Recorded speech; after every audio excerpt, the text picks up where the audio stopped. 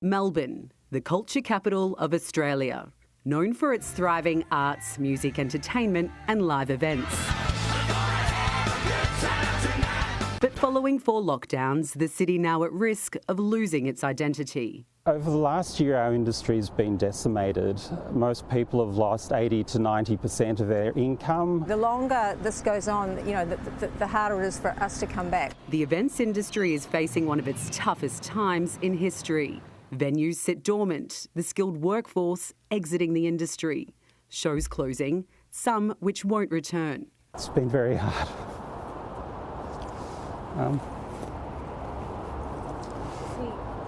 Yeah, sorry, I'll just be a second. I mean, that's the key thing. I mean, people have lost everything they've worked for 30 and 40 years, like just everything they've built up, because there's been no income for well over a year and there's been no support. As the rest of the world reopens, events are still under strict restrictions in Australia. Theatres reopen, live music and concerts still impacted, many feeling they've been left off government planning.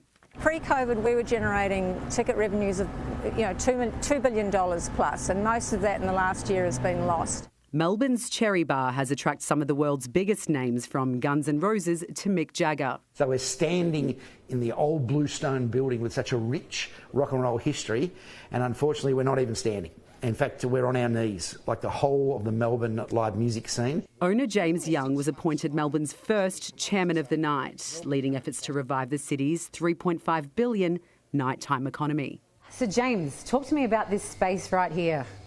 Well, you're talking about my baby, Cherry Bar, and it's very frustrating that what you're seeing here is where we are today. I mean, normally this is the upstairs area at Cherry. There's the Cherry stage behind us. There's no artists, there's no DJs. In business or in life, you always allow for a rainy day financially.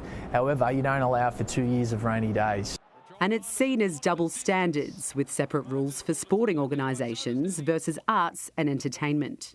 So we understand risks and we work through all the risks. So from a risk management perspective, what are the differences between 1,000 people for a community event or 85,000 people at the MCG? Every single event is dealt with on its merits. There's a process to approve them and to make sure they've got COVID-safe plans. A parliamentary inquiry has been established to look at the impacts of COVID-19 on the events sector. Industry representatives have fronted the probe to have their stories heard. They say the industry has been unfairly treated and are calling to be recognised for the huge contribution they make to Victoria. There is zero confidence for people to do events in Victoria at the moment because the possibility of getting locked down, locked out. Melbourne has never been in worse shape in the history of this city. We are in big trouble. Melissa Christidis, Sky News.